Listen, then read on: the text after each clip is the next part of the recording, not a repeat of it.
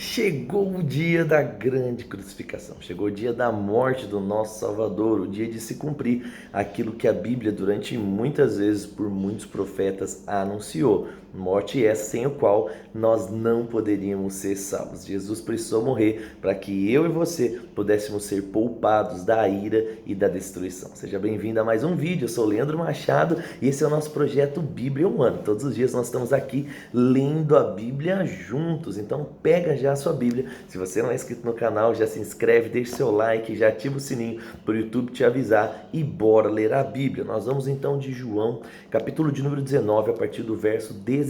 Eu vou ler na nova versão transformadora, tá bom? E ele diz assim, ó: carregando a própria cruz, Jesus foi ao local chamado Lugar da Caveira, em aramaico Gólgota. Ali eles prepararam uma cruz e outros dois também foram crucificados com Jesus, um de cada lado, e ele estava no meio. Pilatos colocou no alto da cruz uma placa que dizia: Jesus o Nazareno, Rei dos Judeus. O lugar onde Jesus foi crucificado ficava perto da cidade, e a placa estava escrita em aramaico, latim e grego, de modo que muitos judeus podiam ler a inscrição. Os principais sacerdotes disseram a Pilatos: mude a inscrição de Rei dos Judeus para ele disse: eu sou o Rei dos Judeus. Pilatos respondeu: o que escrevi, escrevi. Depois que os soldados crucificaram Jesus, repartiram suas roupas em 4 partes, uma para cada um deles. Também pegaram sua túnica, mas ela era sem costura, era tecida numa peça única de alto a baixo. Por isso disseram: em vez de rasgá-la, vamos tirar a sorte para ver quem ficará com ela. Por que eles fizeram isso? Porque era muito caro esse tipo de túnica da época, tá bom? E isso se cumpriu as escrituras. Eles disseram: repartiram as minhas roupas entre si, lançaram sorte por minha veste. Então assim o fizeram. Perto da cruz estava a mãe de Jesus, a irmã dela Maria, esposa de Clopas, e Maria Madalena. Quando Jesus viu que sua mãe estava ali, ao lado dos discípulos, a quem ele amava, disse-lhe: mulher, este é o seu filho. E ao discípulo disse: essa é a sua mãe. Daquele momento em diante, o discípulo recebeu em sua casa. Jesus sabia que sua missão havia terminado, e para cumprir as escrituras, ele disse: estou com sede.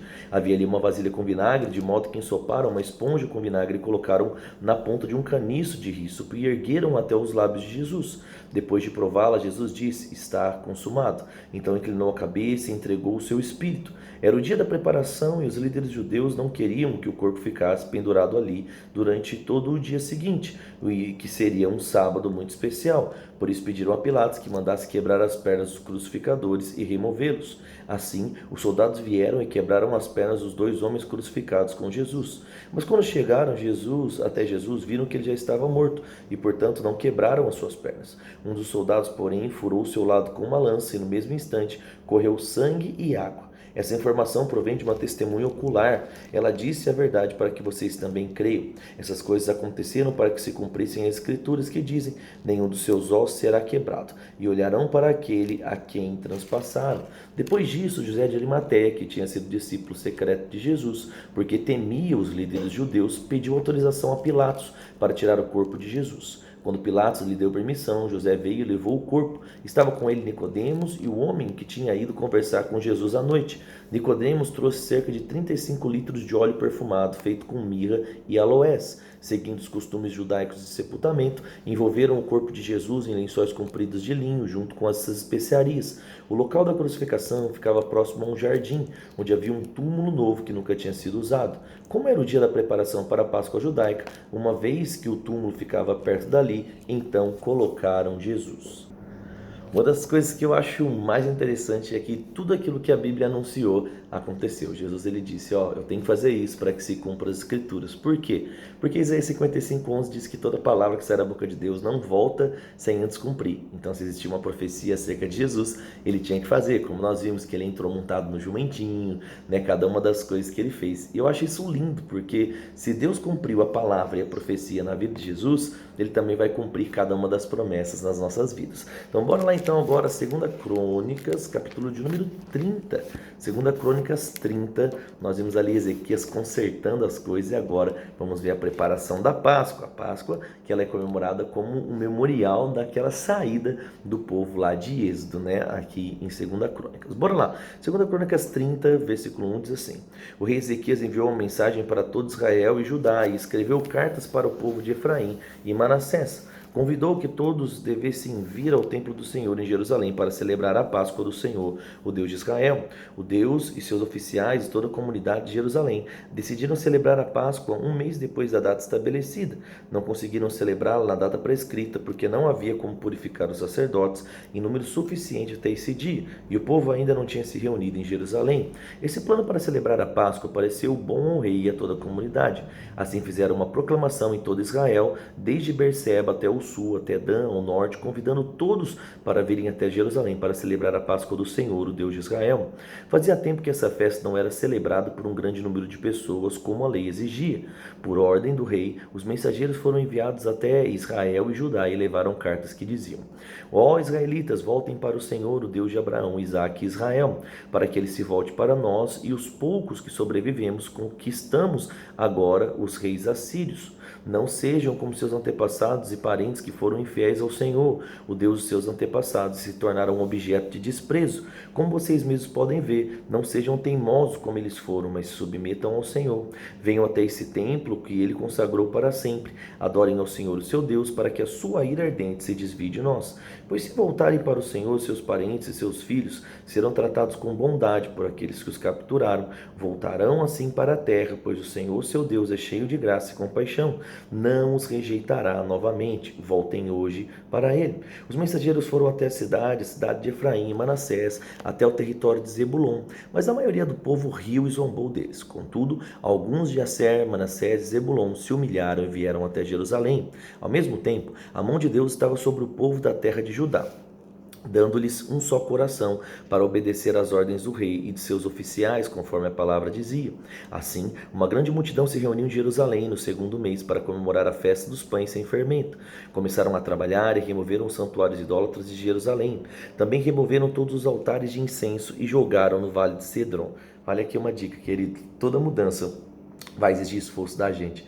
Talvez você foi acumulando coisas, erros na sua vida, e essa mudança às vezes a gente acha que vai acontecer assim, a gente acredita que Deus simplesmente numa manhã vai tirar todas as coisas. Não. Hábitos ruins, escolhas ruins, elas precisam ser deixadas, e isso vai exigir esforço, mas lembra, existe graça de Deus para tudo que você se dispuser a fazer. Versículo de número 15, ele diz: No 14º dia do segundo mês, o povo abateu o cordeiro pascal. Assim deixou os sacerdotes e levitas envergonhados. Por isso, se purificaram e trouxeram holocaustos ao templo do Senhor. Tomaram seus lugares no templo, conforme a instrução da lei de Moisés, homem de Deus.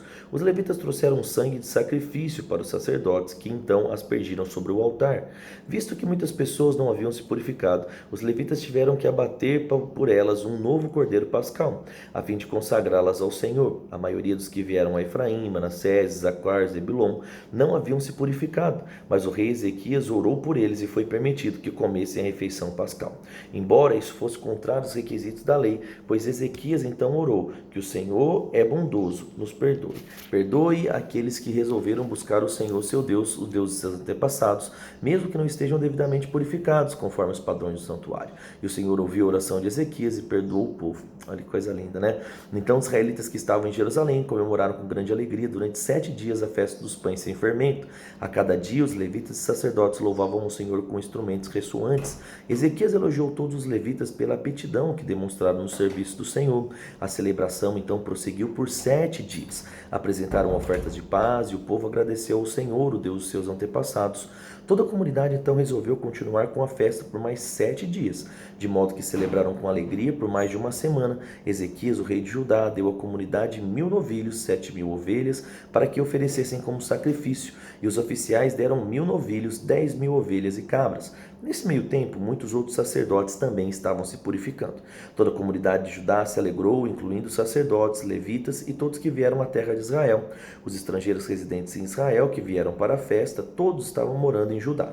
Houve grande alegria em Jerusalém, pois a cidade já não via uma celebração como essa desde os dias de Salomão, filho do rei Davi. Então, os sacerdotes e levitas se levantaram e abençoaram o povo de Deus e sua santa habitação nos céus. E Deus ouviu a sua oração.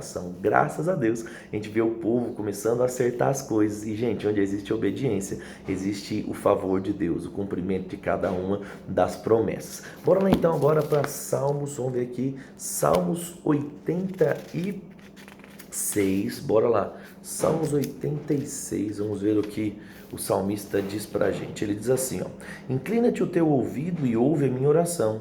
Responde-me, pois estou aflito e necessitado.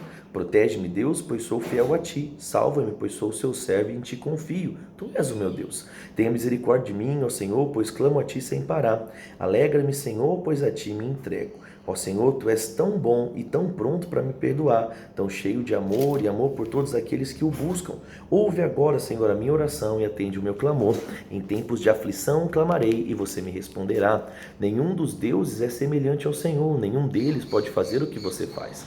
Todas as nações que criaste virão e se prostrarão diante do Senhor. Glorificarão o teu nome, pois tu é grande e realizas maravilhas, pois só tu és Deus. Ensina-me os teus caminhos, Senhor, para que eu viva segundo a sua verdade. Concede-me pureza de coração, para que eu honre o teu santo nome. Ó Senhor, meu Deus, de todo o coração eu vou te louvar. Glorificarei o teu nome para sempre, pois grande é o seu amor por mim e me livraste das profundezas da morte. Ó Deus, os arrogantes se levantam contra mim. Pessoas violentas tentam me matar, não se importam comigo, mas tu, Senhor, és Deus de compaixão e misericórdia, lento em se irar, cheio de amor e fidelidade. Olhe para mim e tenha compaixão de mim. Dá a força ao seu servo e salva o seu humilde servo. Mostra-me um sinal do teu favor e então serão envergonhados aqueles que me odeiam, pois tu, Senhor, me ajuda e me consola. Mais uma vez, a gente vê aqui, não é, o salmista falando da fidelidade de Deus, da graça, do favor do Senhor, que era com ele, do quanto ele confiava em Deus, e porque ele confiava em Deus, Deus, querido, trabalhava por ele. E eu pergunto para você confia em Deus? Se você confia, declare comigo, diga assim: eu confio em Deus. Situações se levantam, circunstâncias mudam, mas a nossa confiança em Deus precisa continuar a mesma. O que é que mais chamou sua atenção na leitura de hoje? O que você mais gostou? Foi a preparação da Páscoa? Foi sobre a morte de Jesus, cumprindo as Escrituras? Foi o salmista falando da confiança em Deus? Escreve aqui embaixo para mim, para eu celebrar com você aquilo que Deus está falando ao seu coração. Vamos orar? Pai, eu te agradeço pela sua fidelidade, obrigado porque até aqui o Senhor tem cuidado de uma forma tão linda de cada um de nós. Eu te agradeço mesmo pela tua palavra que tem nos fortalecido, tem servido de guia para as nossas vidas. Eu oro que ao meditar na palavra, Pai, que o teu Espírito possa falar a cada um dos meus irmãos e assim, a praticar a tua palavra, nós vamos crescer e desfrutar do melhor do Senhor. Eu te agradeço pela tua fidelidade até aqui, que tem nos constrangido, Pai, a viver uma vida de forma correta, com caráter, idoneidade, dando sempre um bom testemunho. Eu oro mesmo para que cada um dos meus irmãos se levante como luz no meio do trabalho, da família, da igreja, de cada um deles, para que nós possamos, Pai, viver os teus propósitos e alegrar o teu coração. Te agradeço por tudo, no nome de Jesus. Amém. Amém, querido. Pratique a palavra com intensidade. Faça o nome do Senhor conhecido de uma forma positiva. Deixa o like no vídeo, compartilhe com a pessoa que você ama e eu te espero amanhã, no nome de Jesus. Fica com Deus e tchau, tchau.